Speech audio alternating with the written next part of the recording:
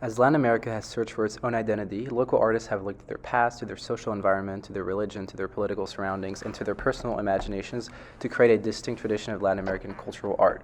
Forged by its spectacular landscapes, its rich history, and reasoning voices of the present, a continental identity further emerged from the creations of these actors. Art, by its intrinsic value, serves as an ideal to uplift a clear identity stemming from Latin America, then pertaining to an engraved regional culture.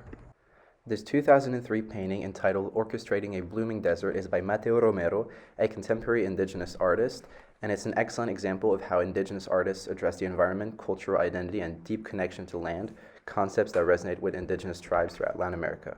First, there's the concept of Pachamama, or Mother Earth in nature, where indigenous tribes of the Andes, such as the Quechua and Aymara in South America, view the earth as a living, spiritual entity referred to as Pachamama in Quechua.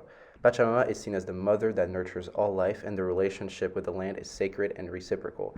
There also is the role of ritual and ceremony in the natural world, where most Latin American indigenous cultures incorporate rituals and ceremonies that directly engage with the environment as a way of honoring the natural world and ensuring its vitality. The 1975 mural La Malinche by Xochitl is an important work of Mexican art that reflects on the legacy of colonialism and the complex figure of La Malinche, who played a key role during the Spanish conquest of Mexico. La Malinche, also known as Malintzin or Doña Marina, is a figure of Mexican history. She was an indigenous woman who played a pivotal role in the Spanish conquest of the Aztec Empire in the early 16th century, particularly through her role as a translator and advisor to the Spanish conquistador Hernán Cortés. The image of La Malinche in the mural is not merely of a woman caught between two worlds.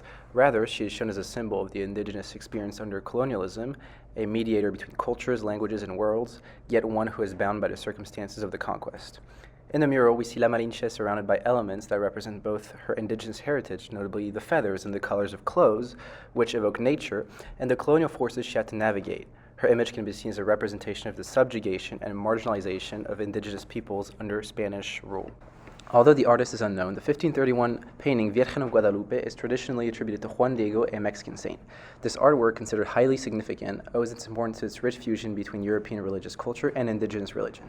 The image of the Virgin of Guadalupe combines European religious iconography, such as the halo, angels, and the Virgin's posture. Furthermore, the divinity of the Virgin is illustrated by her being placed at the heart of the painting. This painting also complements a scene in the movie The Other Conquest, where Mother is destroyed and replaced by the White Lady. Indigenous references are also numerous here. The Virgin's clothing incorporates Aztec motifs, and her appearance as an indigenous woman represents a symbolic union of Catholicism and indigenous Mexican history. The blending of distinct religions and corresponding elements is a direct example of syncretism, showcasing the grand and consequential value of this artwork. Nicaraguan poet and revolutionary Ernesto Cardenal's work often blends poetry with political ideology. This 1968 poem honors Che's sacrifice for revolutionary causes while addressing the broader social and political struggles of Latin America, as studied in Socialism and Man in Cuba. The poem commemorates El Che's martyrdom and sacrifice for the revolution, which are the core of Cardenal's narrative. El Che is not depicted as a saint, but as a human figure connected to the struggle of the poor and disenfranchised.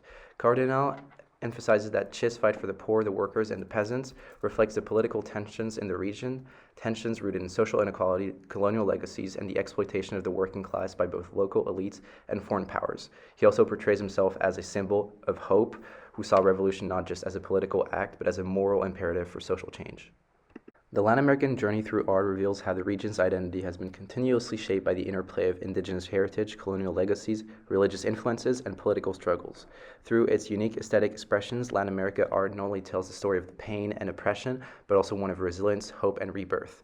Here, Frida Kahlo's work is a suitable example, proving resilience as it is characterized by its raw honesty, surreal imagery, and bold use of colors in her self-portraits, often depicting her with a strong, defined gaze, which is a testament to her resilience and unflinching self-expression. In this ongoing voyage, art serves as a cultural bridge that connects the past with the present, offering insights into the struggles, triumphs, and ongoing questions of identity faced by Latin American societies.